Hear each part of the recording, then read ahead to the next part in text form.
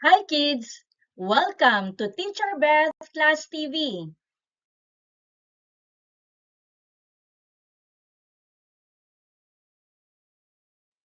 Ngayon ay ating tatalakayin ang paksang, mga hamon at pagtugon sa mga gawaing pangkabuhayan ng bansa.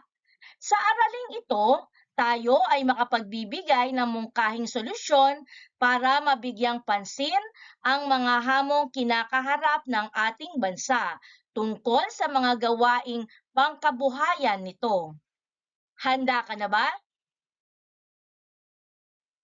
Naaalala mo pa ba ang mga gawaing pangkabuhayan ng bansa? Halina at tayo ay magbalik-aral at tukuyin ang iba't ibang gawaing pangkabuhayan ng ating bansa. Gawaing pagsasaka, gawaing pangingisda, gawaing pagmimina, gawaing panggugubat, at gawaing pangnegosyo at komersyo. Sa kasalukuyan, dahil sa kapabayaan at pang-aabuso ng tao sa ating likas yaman, ay maraming hamon ang kinakaharap ng ating bansa kaugnay ng mga gawaing pangkabuhayan. Ano-ano ang mga hamong ito? Ano ang ginagawang pagtugon ng pamahalaan at mamamayan sa mga hamong ito upang mapangalagaan at patuloy na malinang ang mga gawaing pangkabuhayan ng bansa? Upang patuloy na mapangalagaan at mapaunlad ang gawaing pangkabuhayan ng bansa, ang pamahalaan ay bumuo ng mga oportunidad at mga programang maaaring maisagawa ng mamamayan. Layo nitong masolusyonan ang mga hamong ito at higit pang mapagyaman ang mga gawaing pangkabuhayan sa bansa. Halina at talakayin natin ang bawat isa. Gawaing pagsasaka. Ilan sa mga suliranin o hamong kinakaharap ngayon ng mga magsasaka ay ang patuloy na pagko-convert ng mga lupang sakahan upang pagtayuan ng mga subdivision, mga negosyo at mga puok libangan at pagtatayo ng mga pabrika.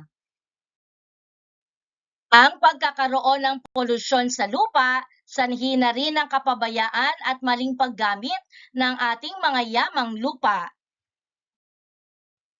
Mabigat ding hamong kinakaharap ng mga magsasaka taon-taon ang mga kalamidad na dulot ng bagyo, baha, storm surge, at iba pa na kadalasang sumisira sa mga produktong pansakahan. Upang mapangalagaan at malinang ng lubos ang ating mga yamang lupa, ang ating pamahalaan sa pangunguna ng Kagawaran ng Agrikultura o Department of Agriculture ay nakipag-ugnayan sa International Rice Research Institute o IRI kasama ang Philippine Council for Agriculture, Aquatic and Natural Resources Research and Development sa pagsasagawa ng pag-aaral at pananaliksik hinggil sa sustainable agriculture. Ang International Rice Research o IRRI ay isang pandaigdigang samahang naglalayong magsagawa ng pananaliksik tungkol sa bigas at kung paano pa mapauunlad ito. Ang punong himpilan nito ay sa Los Baños, Laguna. Binigyang diin din ng pag-aaral ang mahahalagang hakbang kung paano malilinang ang ating mga lupain at kung paano mapatataas ang produksyon. Kasabay nito ang pagbibigay ng mataas na pagpapahalaga sa pagsasaka at kung paano mapapangalagaan ang ating kalikasan. Narito ang mga programa ng pamahalaan sa pagtugon sa gawaing pagsasaka. Pagsasagawa ng SALT o Sloping Agricultural Land Technology na naglulunsad ng paraan ng pagsasakang isasagawa sa mga gilid ng bundok o burol upang maiwasan din ang erosyon o pagguho ng lupa. Paggamit ng organikong pataba tulad ng mga dumi ng hayop at nabubulok na halaman. Pagtatanim ng salit-salit na isinasagawa sa pamamagitan ng pagsisingit ng mga halaman sa pagitan ng iba pang pananim. Halimbawa, ang pagtatanim ng papaya, pinya o gulay sa pagitan ng mga puno ng niyog. Pagbubungkal ng lupa nang hindi mo na tinatamnan, kung saan hinahayaan mo na itong nakatiwangwang ng ilang taon upang mapanumbalik ang kalusugan nito. Paglulunsad ng Integrated Pest Management or IPM, kung saan hinihimok ng pamahalaan ang mga magsasakang gumamit ng organic agents sa halip ng mga chemical na pesticides at insecticides. Pagsasagawa ng Key Production Area o KPA na nag-aata sa mga magsasaka na magtanim ng isang tiyak na produkto sa kani-kanilang lugar na aakma sa uri ng lupa, uri ng klima, at dami ng tubig mula sa kanilang lokalidad. Gawaing pangingisda. Sa kasalukuyan, ang pangunahing hamong kinakaharap ng mga mangingisda ay ang pagbaba ng produksyon ng isda at iba pang yamang dagat sa bansa. Dahil ito sa kapabayaan at pang-aabuso na rin natin sa ating mga yamang tubig. Ayon sa ulat ng Union of Concerned Scientists noong 2022 sa mga coral reef sa bansa, 98% nito ay ibinibilang sa nanganganib o threatened, kung saan 70% ng mga ito ay kabilang na sa high o very high risk.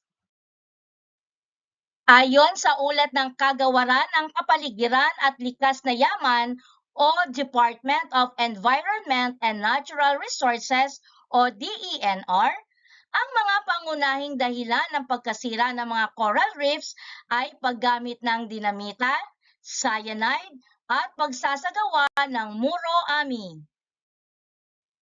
Ang muro-ami ay isang paraan ng pangingisda na ginagamitan ng mga lambat na may nakalagay o nakakabit na malalaking bato o bloke ng semento at saka inihahampas sa bahura at mga koral.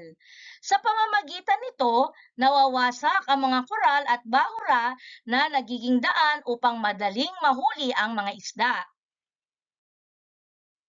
Ang pagkasira naman ng mga mangrove swamp ay sanhi ng malawakang pagputol sa mga bakawan. Karamihan din sa mga lugar na dating taniman nito ay ginawang mga fish pond dahilan upang masira ang tirahan ng mga isda. Narito ang mga programa ng pamahalaan sa pagtugon sa gawaing pangingisda. Sa pangunguna ng Kawanihan ng Pangingisda at Yamang Tubig o Bureau of Fisheries and Aquatic Resources o BFAR at ng DENR. Pagsasagawa ng mga pagsasanay sa mga mangingisda tungkol sa makabago at mabisang paraan ng pag-aalaga at paghuli ng isda. Paglulunsad ng pag-aaral at pananaliksik tungkol sa paglinang at pangangalaga sa mga pangisdaang matatagpuan sa bansa. Pagpapalabas ng batas na nagbabawal sa paggamit ng nakapipinsalang paraan ng pangingisda tulad ng paggamit ng dinamita, lason at iba pa.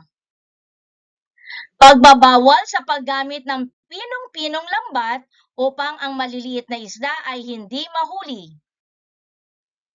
Pagbabawal ng pamahalaan sa pagtatayo ng mga pagawaan at industriyang malapit sa dagat, sapa, lawa at ilog sapagkat ang mga dumi at chemical na nanggagaling dito ay nakalalason sa mga yamang tubig.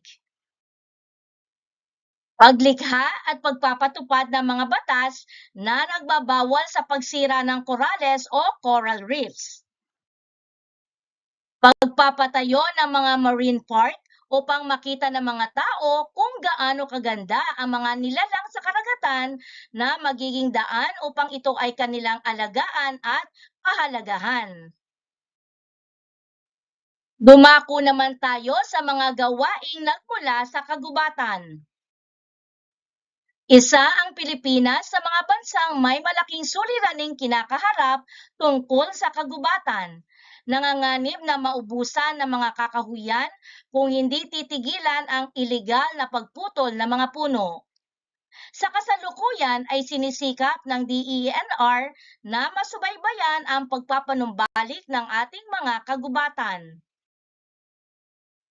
Narito ang mga programa ng pamahalaan sa pagtugon sa gawaing panggugubat. Pagsasagawa ng reforestation o muling pagbuhay at pagpapanauli ng mga puno sa ating mga kagubatan. Paglunsad ng proyektong Alay Tanim na pinangunahan ng mga pinunong bayan ng mga lungsod at lalawigan katuwang ang DepEd. Pagpapatupad ng DENR ng Oplan Sagip Gubat kung saan ipinag-utos ang ganap na pagbabawal sa pagtutroso sa lahat ng matatandang gubat. Ipinagbawal na rin ang pagluluwas ng troso ng bansa simula noong 1976. Pagbabawal sa pagkakaingin o pagsunog ng mga punong kahoy sa kagubatan sapagkat hindi lamang nakakalbo ang kagubatan, kundi namamatay o nasisira ang tahanan ng mga ibon at hayop na naninirahan dito. Narito naman ang mga hamon at oportunidad sa gawaing pagmimina. Patuloy na isinasagawa ang industriya ng pagmimina sapagkat maraming tao ang nakikinabang dito bagamat ito ay itinuturing na isa sa pinakamapanganib na hanap buhay. Kaakibat ng trabahong ito ang peligro sa bawat pagpasok sa kuwebang pagmiminahan. Idagdag pa rito ang iligal na quarrying ng ilang mga minero kung saan isinasagawa ang pagmimina sa pamamagitan ng pagpapasabog, paghuhukay o pagtibag ng mga kabundukan. Narito ang mga programa ng pamahalaan sa pagtugon sa gawaing pagmimina. Pagtatatag ng Mines and Geosciences Bureau o MGB na ang pangunahing layunin ay mapaunlad at mapanatili ang mineral sa bansa at maprotektahan ang mga minahan. Paglulunsad ng Presidential Decree No. 463 kung saan inatasan ng Pangulo ang lahat ng nangungupahan o nagmamay-ari ng minahan na magsagawa ng pananaliksik at mga hakbang sa pinakabagong pamamaraan ng pagtuklas ng mineral. Ang maayos na pagtatapon ng mga dumi nito at tiyaking ligtas ang lugar sa mga panganib gaya ng pagguho ng lupa upang ito ay mapanatiling angkop gawing tirahan at sakahan ng mga taong naninirahan malapit sa minahan. Igagawa din ang karampatang parusa sa sinumang taong patuloy na magsasagawa ng pagmimina na makahahadlang at maglalagay sa panganib sa mga daang pambayan, ilog, sapa, pribadong ari-arian at sa buhay ng tao. Narito naman ang gawaing pangnegosyo at komersyo. Isa pa sa mahalagang gawaing pangkabuhayan ng bansa ang pagnenegosyo at komersyo. Sinisikap ng pamahalaan na mapaunlad ang mga komersyo at kalakalan sa bansa dahil isa ito sa nagbibigay ng trabaho sa mga Pilipino. Sa kagustuhang mapataas ang produksyon sa sektor ng pagnenegosyo at komersyo, nagsasagawa ng industrialisasyon ang pamahalaan. Subalit, nagdudulot din ito ng suliranin o negatibong epekto. Una, Ang malawakang paggamit ng teknolohiya sa paggawa ay nagiging dahilan upang mabawasan ang mga manggagawa sa mga pabrika o iba pang pagawaan, lalong-lalo na ang mga manggagawang unskilled. Ikalawa, lumalaki ang utang panlabas ng bansa, bunga na rin ng paggasta na kailangan sa programang industrialisasyon. At ikatlo, nagdudulot ng polusyon at pagkasira ng kapaligiran ang masyadong mabilis na industrialisasyon. At narito ang mga programa ng pamahalaan sa pagtugon sa gawaing pangnegosyo at komersyo. Pagpapatupad ng mga piling lugar na magiging sentro ng industriya sa iba't ibang bahagi ng bansa. Ipinalalagay na ang programang ito ay makatutulong upang mapataas ng bansa ang antas ng ekonomiya at maging isang ganap itong Newly Industrialized Country o NIC. Panghihikayat ng pamahalaan sa mga mamamayan na magtatag ng micro, small, and medium enterprises o ang tinatawag nilang MSMEs. Pagtatakda ng mga ahensya ng gobyerno na may natatanging programang pautang sa mga MSMEs tulad ng programang Setup o Small Enterprise Technology Upgrading Program ng Department of Science and Technology o DOST. Muli, narito ang mga gawaing pangkabuhayan ng ating bansa. Gawaing pagsasaka, gawaing pangingisda, gawaing pagmimina, gawaing panggugubat, at gawaing pangnegosyo at komersyo. Abangan ang ikalawang bahagi ng ating aralin para sa mga pagsasanay sa mga hamon at pagtugon sa mga gawaing pangkabuhayan ng bansa. Sa muling pagkikita!